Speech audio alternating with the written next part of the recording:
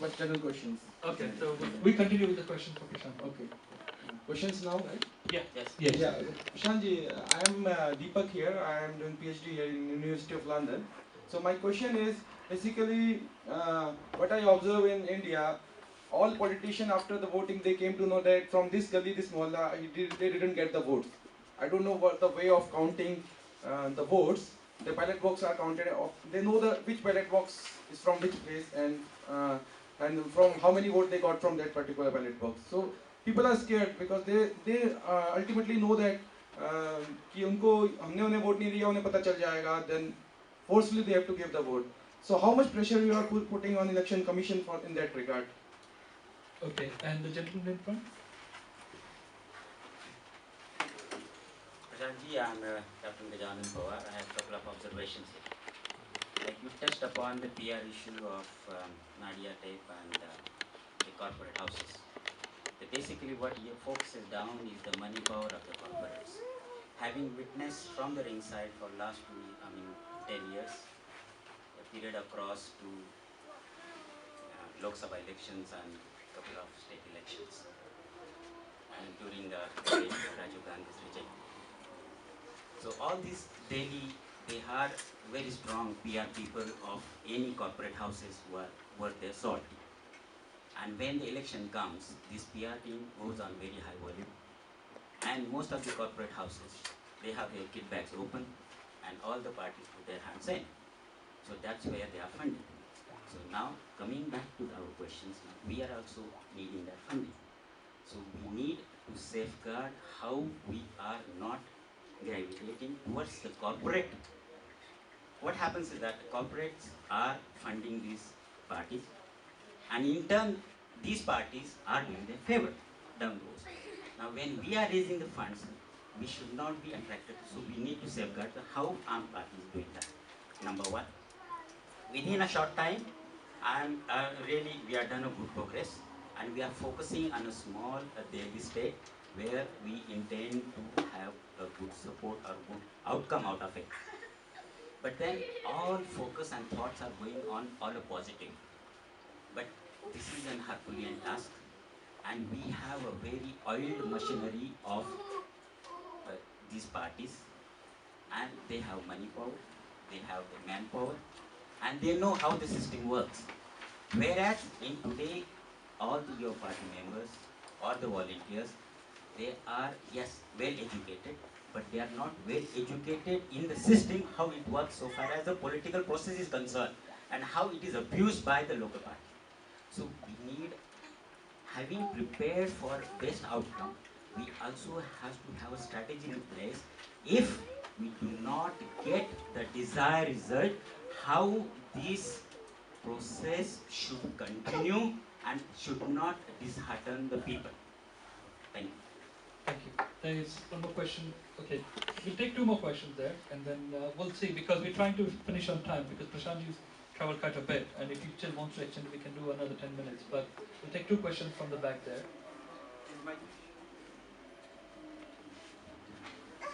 My name is Ankur Samarwal, and I live in London, but I'm originally from Delhi. And this is my first time at any such event. And I guess it's the fact that I resonate very strongly with, or your objective resonates very strongly with me, of having a corruption-free and people's democracy.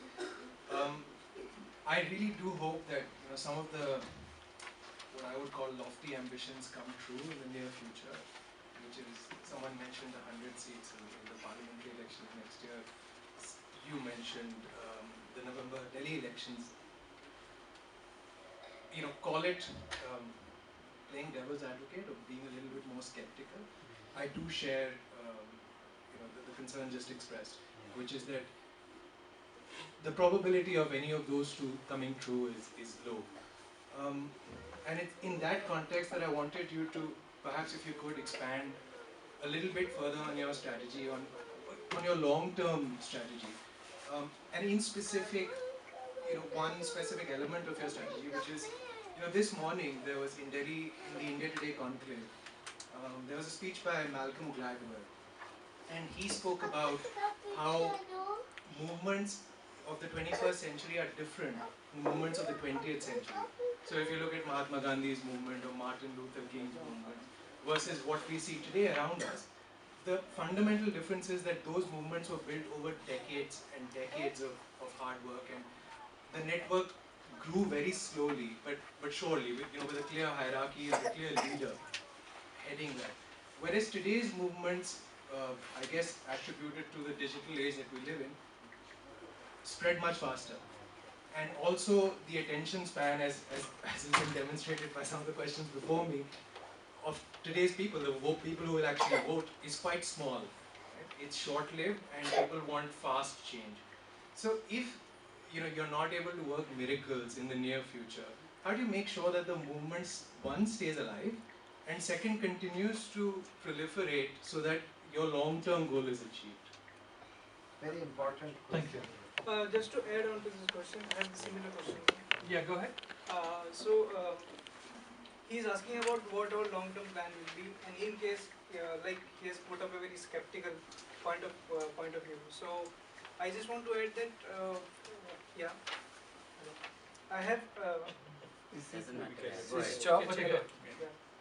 So I just saw 1-2 videos, like one video of Kumar Vishwas where he was saying that कि अगर हम लोग politics करने नहीं आए हैं, political system को सुधारने आए हैं, so if like these things like right to recall and Lokpal and these bills get passed before the election 2014, then we will ourselves put up a request to de-recognize our party or de-register our party ourselves.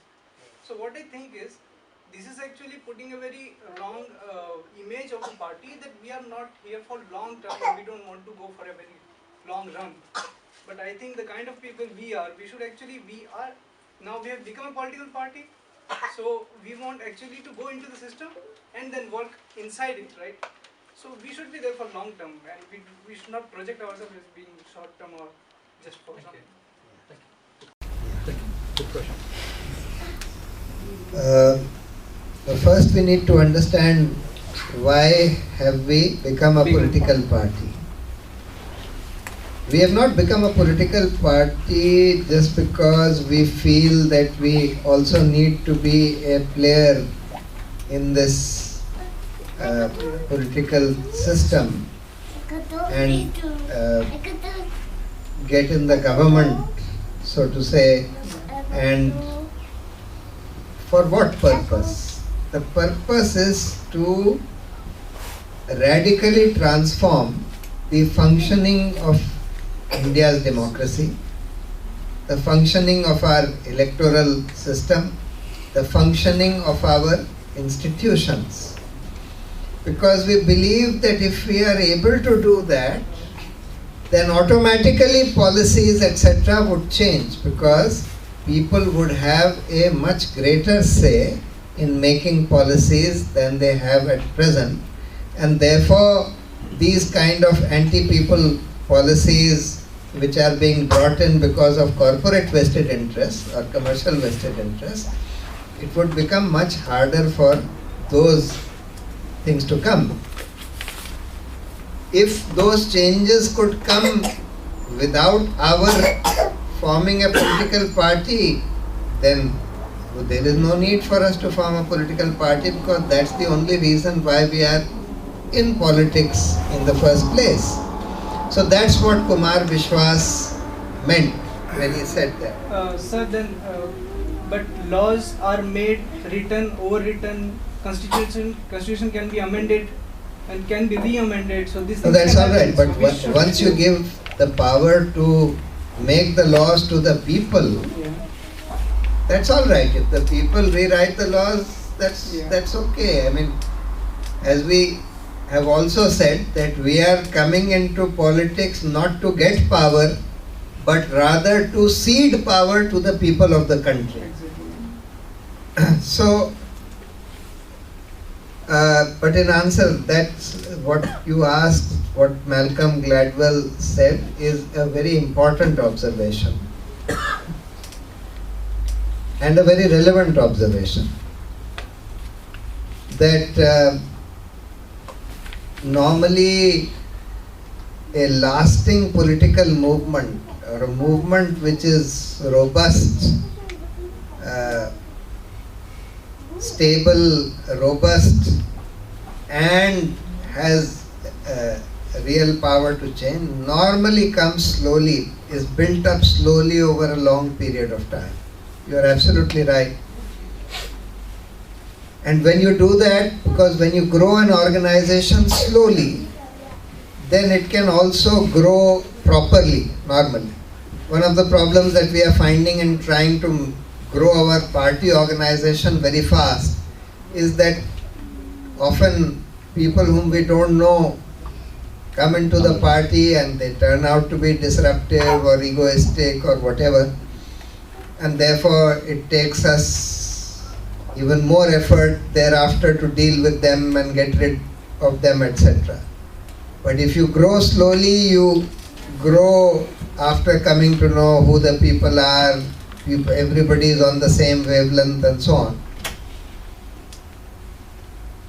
The reason why we are forced to take this up quickly and proceed on a kind of war footing is because we do not have that same luxury, at least we feel that we do not have that same luxury of time on our hands. As I said, if things continue in the same vein, then within 10 years' time, India would be in full-blown anarchy. We don't have too much time left. Also, certain things, particularly in politics, happen in waves. Our party would succeed if there is a wave. Our party will succeed if there is a wave amongst the people who feel that, look, this is a make or break, do or die situation. And it is. The only thing is that sufficient number of people need to feel that this is a make or break, do or die situation. Of course, the danger still is that if you formed a party so quickly, even if we succeed, let's say we succeed in coming to power, then having done so quickly, we would not be able to have such finely tuned policies as we could have had we grown slowly. We may not have such cohesive people in our party as we would have had we grown slowly over a period of time. But that's a luxury which we feel we no longer have. So therefore, you have to, but there has to be a fallback strategy, I agree with you. Suppose we don't win. Suppose we don't do well. It should not be that we should just wind up and go home. Unless we do extremely badly, then perhaps we may need to think that. But otherwise, if we do badly but not too badly, if we don't do as well as we expect and hope, etc., then there should still be a plan, and there is a plan. You see, to sustain. One of the things that is already happening as a result of this party coming in is that we are and we will continue to change the terms of the debates or the issues which are on the agenda. Now we are putting issues on the agenda, and the things that we take up and we start talking about are the issues which come to be talked about by all the other political parties as well. This issue of water and electricity in Delhi has now been taken up by the BJP after we did. This issue about how banks are, this issue even of corruption in the first family has been taken up by other sections of the media because we took it up. The issue of corporate corruption and corporate crony capitalism of the Reliance kind has been, because of our taking up that issue, has become a major issue in the country today. So we are setting the agenda, so to say, of other political parties, of even the issues that are being discussed in the country, even without being anywhere close to power, even without our party being registered today. So therefore we must recognize that we should treat that as our strength also, and not merely, so as Yogendra Yadav keeps saying, what are the standards that we set for in our own minds for determining whether we are succeeding or not? If winning the election is going to be the only standard by which we determine whether we are succeeding or not, then we may fail, and if we fail, we might get so disheartened that we wind up the party. That would be an unfortunate consequence, because the other yardstick for determining our success is whether we are succeeding in changing the agenda, and to some extent we are. So at least the agenda for discussion may not be the agenda for legislative reforms yet, but at least those things are being now discussed, and that's at least a necessary first step towards changing that. So, we were planning to finish at 6:30, so we'll just take 2 questions. I'm sorry, I see that there's a lot of excitement in response. So, okay, Bhushanji, we will try and finish in the next 20 minutes. So we'll go around the room easy. So we'll take 1, 2 couple. Okay. Right, there's an important point missed from the gentleman. Yes. Sorry, Because yeah. when he asked about when you are funded by corporates, you do the Yeah. service to corporates. Yeah. So how do we avoid that? Right. So we are not planning to take any large funds from any of these corporates. In fact, we have a policy that any donation of more than 5 lakhs would be put up before the national executive. So therefore, and we will decide depending upon whether we feel that the source from which it is coming is tainted, untainted, what the motivations for that funding are. We will certainly examine that. Voting secrecy, somebody asked about voting secrecy.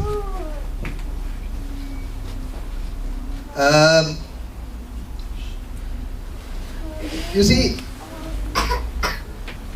in electronic voting machines, I think it is difficult to disguise as to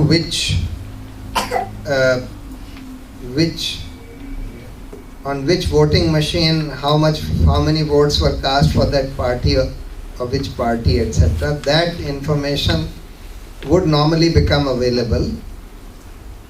Also, it may not be necessarily a good idea to sort of disguise everything, because then that allows the possibility of manipulation of voting machines, which can be relatively more easily checked if you know as to voting machine by voting machine at least how many people voted for which candidate.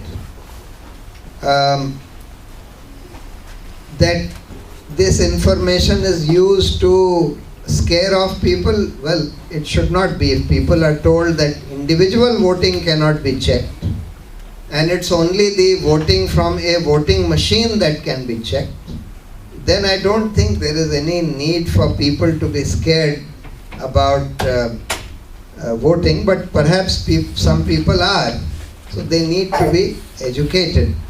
I think that's really the